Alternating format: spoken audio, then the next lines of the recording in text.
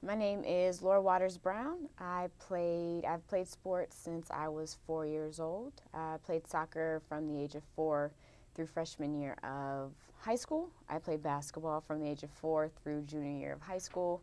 I played volleyball from 7th grade through college, and have dabbled in a multitude of other sports as well.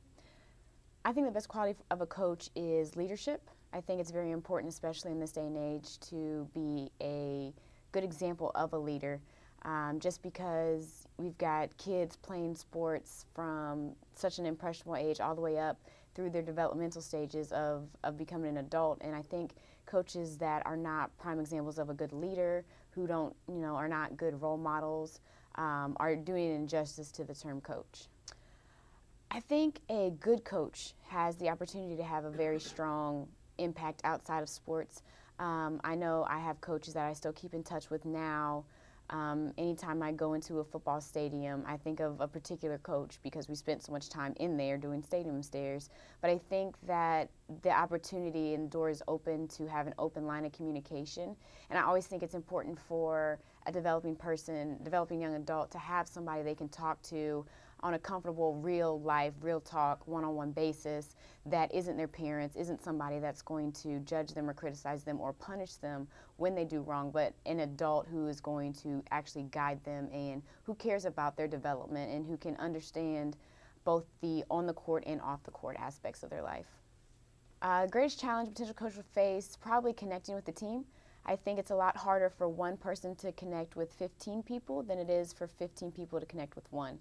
So I think it's difficult for a coach to come in and not only earn the respect of the staff, but to also earn the respect of the players.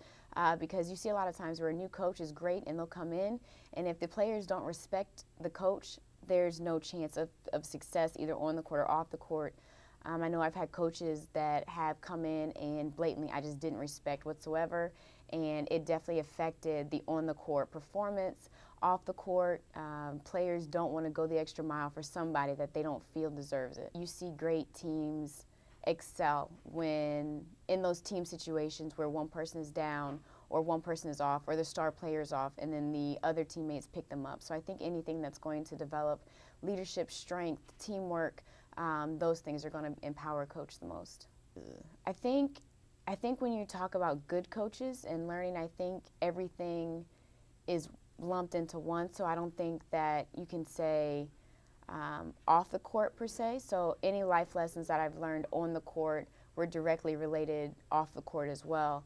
I think one of the biggest things that I learned from one of my coaches is that, if you can't excel in one thing, excel in something else. You don't have to be great at every single thing, but be great at something. So if that means, you are the most in shape person, but you lose every single game, you're in shape. So finding the positives in everything and really just working hard and teamwork and realizing that everybody supports everybody else and that, if one person fails, you all fail. It's not about you. It's not about your stats. It's not about, how many boards or if you got a record, if the team lost. So I think putting the team above yourself and above your well-being is probably the biggest lessons that I've learned from a coach per se. And then, taking that into life, I think is a big thing. I think the overall is always bigger than the individual.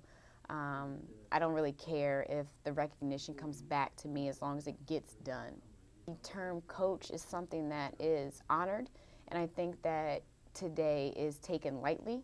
I think that a coach has the opportunity to fill multiple avenues for students and for young people growing up. I think that coaches need to be equipped with the leadership skills to mold people, and it's not always about winning and losing. It's more about who are you developing as a person, because a lot of times kids are spending more time with their coaches than they are parents. And so I think that coaches need to take that into consideration and work to develop the person as a whole, not just on the court but off the court. I think if you develop the person as a whole, their on the court performance will increase and they'll respect you and they'll want to do what it takes to be successful on the court.